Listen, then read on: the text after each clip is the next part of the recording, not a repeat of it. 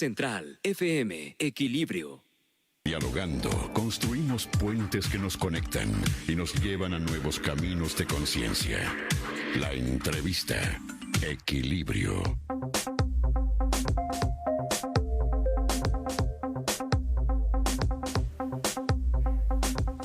Ha habido personas que se han dedicado a tratar de mover la conciencia de la gente.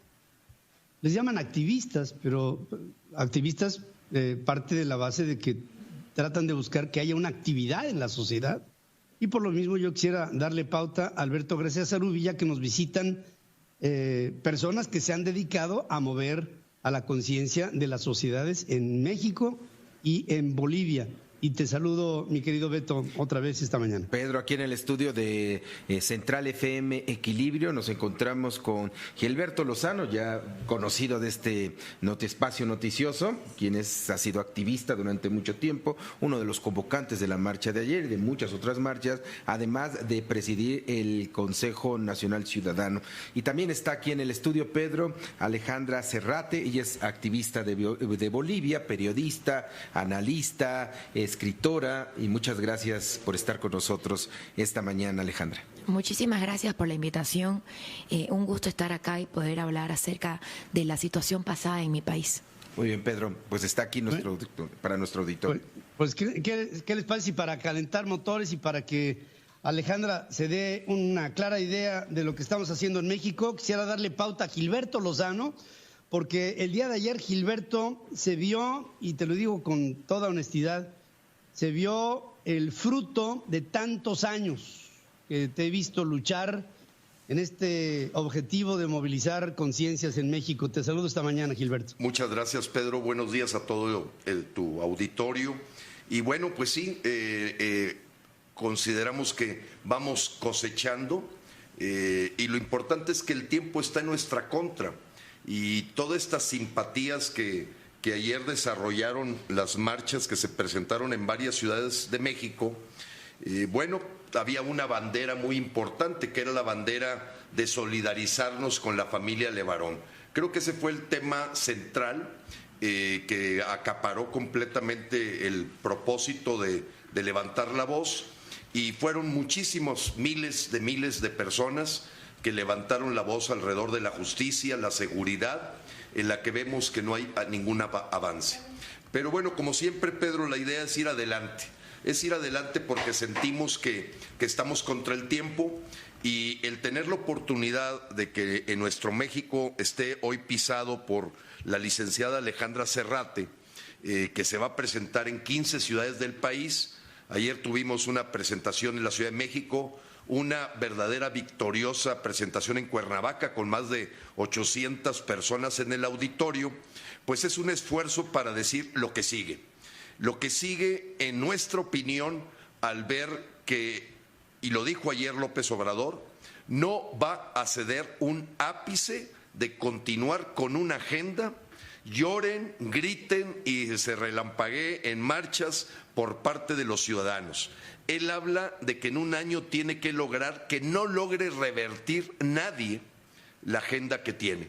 Y esa agenda que la encuesta de hoy en Central FM nos da la manifestación ya con palabras de lo que viene para México, un neosocialismo, una agenda comunista del Foro de Sao Paulo, en donde todo el rompecabezas arma para que hoy Alejandra nos diga lo que tuvieron que hacer en Bolivia porque les costó 14 años salir de una dictadura. Alejandra, pues lo que dice Gilberto es más que elocuente. Fíjate, el otro día, Alejandra Serrate, estuve en Washington transmitiendo también Central FM en la capital de los Estados Unidos, y había dos manifestaciones. Una manifestación de bolivianos que iban en contra de Evo Morales, que se veía que era gente de la ciudadanía en Washington, y otra manifestación que se veía que estaba organizada por alguien, porque tenían las mismas pancartas, el mismo mensaje, como uniformados. Y los que iban a favor de lo que tú vas a favor me decían, qué pena que ustedes mexicanos estén tratando de entrar de donde nosotros estamos tratando de salir, Alejandra. Bueno, primeramente decirle que una una gran parte de la victoria, si no es decir entera, fue gracias a la organización de la ciudadanía, o sea, de los civiles en realidad, ¿no? Hubo en esta derrocamiento que tuvimos a la dictadura, hubo una participación increíble de mujeres y de jóvenes, por supuesto políticos, pero apartidarios. Quiero hacer un hincapié en esto porque la organización que demostró y la disciplina que demostró la ciudadanía en 21 días de paro nacional que tuvimos en Bolivia fue realmente una muestra única de que podemos lograr grandes cambios sin utilizar la violencia. En este paro, el única arma que tuvimos fueron nuestros celulares, que mediante las redes sociales nos autoconvocamos día a día a las calles. Incluso nos organizamos para realizar lo que eran las ollas comunes, que con esas ollas comunes lográbamos brindar alimento a las zonas más alejadas de las ciudades, y así no solamente hubo una disciplina, sino una cooperación única entre toda la ciudadanía que logró al final derrocar a la dictadura de Evo Morales y bueno, luego vimos que vino a México y está viviendo como está viviendo, lo cual a nosotros nos duele mucho, pero sin embargo sabemos que es mejor que una persona tan violenta se encuentre fuera de Bolivia. El hecho de que Evo Morales haya ido a México, en lugar de que, por ejemplo, muchos mexicanos decimos, bueno, en lugar de que esté en México, podría estar en Venezuela, podría estar en Cuba, podría estar en Nicaragua. ¿Por qué en México, Alejandra? Bueno, yo creo que uno de los grandes motivos que él se vino a México, por un lado el vicepresidente había estudiado un poco acá cuando él era joven, estudió en una universidad acá donde él dijo que era licenciado, después los periodistas en Bolivia verificaron que era mentira, su título era falso. Por un lado yo creo que eso intervino, digamos, en la decisión, pero por otro lado yo creo que ninguna persona que pregone el socialismo quiere vivir de verdad en un país socialista. Las comodidades que tiene México no las tiene ni Venezuela de Cuba. Estoy acá hace 2 días y realmente puedo decir que estoy enamoradísima de su país y de su gente y de su cultura y de su comida, y realmente era algo que Evo no iba a tener en Venezuela ni en Cuba. ¿Cómo ves el desempeño de la presidenta interina de Áñez? ¿Cómo lo ves cuando hoy ya veo que toma el poder en Bolivia y lo primero que hace es convocar a nuevas elecciones? ¿Cómo calificas tú el desempeño de esta mujer que llegó a suplir a Evo Morales en tu país?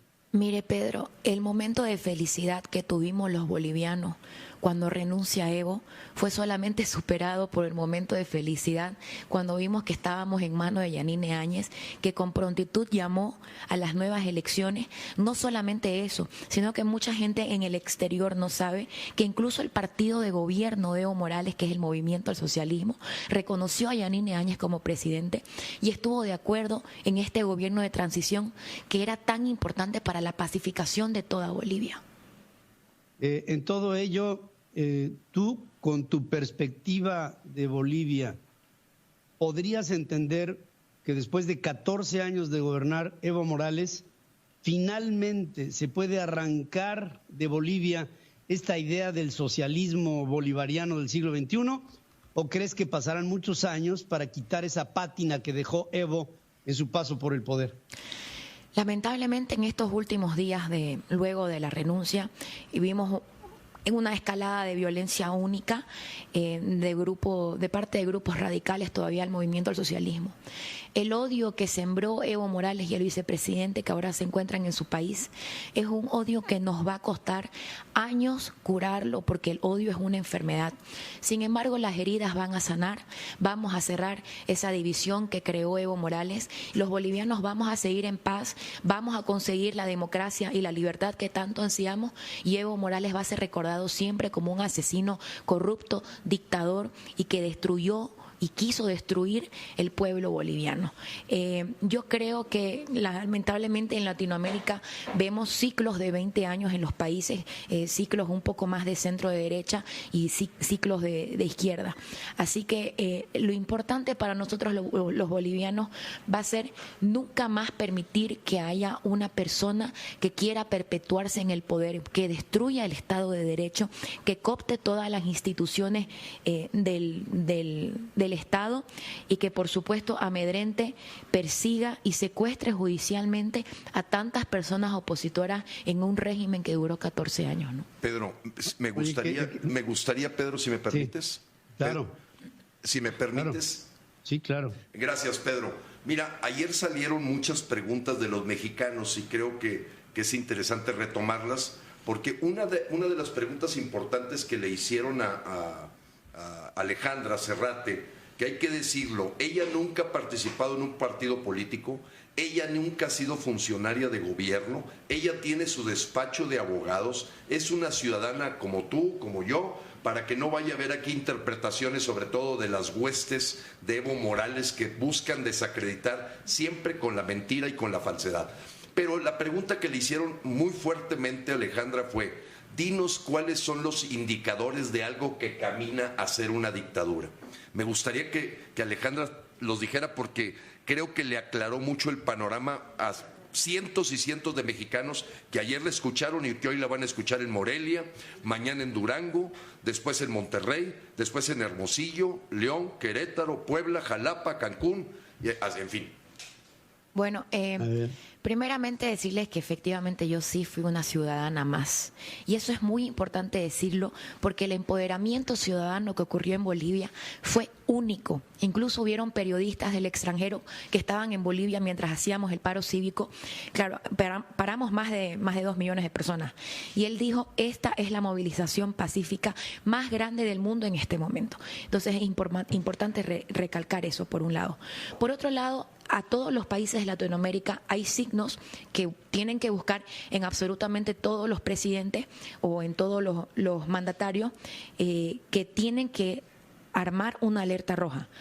Y son básicos. Uno es la excesiva difusión de la imagen del caudillo. Cuando el caudillo empieza a poner su rostro en vallas, que en mi país pasaba que te subías a un avión y las cajitas que te dan para que comas tenían la cara de Evo Morales. A ese punto llegamos. Los celulares y las computadoras ensambladas en mi país tenían el rostro de Evo Morales. O sea, el plan de gobierno se llamaba Evo Cumple, por amor a Dios. La excesiva difusión de la imagen del caudillo, por un lado. Por otro lado, la cooptación de los medios de prensa independientes, ya sea comprando los medios de prensa o extorsionándolos mediante la vía tributaria. De alguna manera, un gobierno autoritario llega a tener el control de los medios de prensa independientes. Por otro lado, es de la debilitación de las instituciones públicas. Ustedes acá tienen 3 órganos del Estado, en Bolivia teníamos 4, que poco a poco, a lo largo de 14 años, fueron cooptados por el Ejecutivo. Y es por eso que nosotros podíamos decir que teníamos en una dictadura, porque tanto el órgano judicial como el legislativo y el electoral fueron cooptados por gente afín al movimiento al socialismo. Otro de los indicadores es, por supuesto, la persecución y amedrentamiento a las personas opositoras, algo que yo sufrí desde mis 25 años, cuando el presidente Evo sacaba mi cara en periódicos de circulación nacional, ¿no? Otro signo que se puede ver es, por supuesto, la creación del enemigo ficticio. Para Venezuela el enemigo siempre fue el imperio, para Cuba los gringos, para el presidente Evo Morales el enemigo perpetuo era el neoliberalismo, ¿no? Para Hitler los judíos, para Mussolini el socialismo, y así sucesivamente. Otro es el plan de gobierno interminable. En Bolivia era el proceso de cambio. El proceso de cambio no iba a terminar, pedía una gestión más, pedía una oportunidad más. En Cuba lo vimos con la revolución y en Venezuela lo vimos con también la revolución de Chávez, ¿no? Entonces, estos indicadores, si pasan en cualquier país, hay una alerta roja de que hay una persona que quiere o planea perpetuarse de alguna manera en el poder. Ya esto termina cuando hay la modificación de leyes, ¿no? Claro, y todo esto nos habla de de estos gobiernos a perpetuidad. Citas perfectamente bien, Alejandra, el caso de Cuba, Daniel Ortega Saavedra en Nicaragua, y así nos vamos. Evo Morales iba por sus 14 años en el poder, Correa estuvo 10 años en el poder y finalmente vino una vuelta. Lula iba por lo mismo, finalmente cayó en desgracia.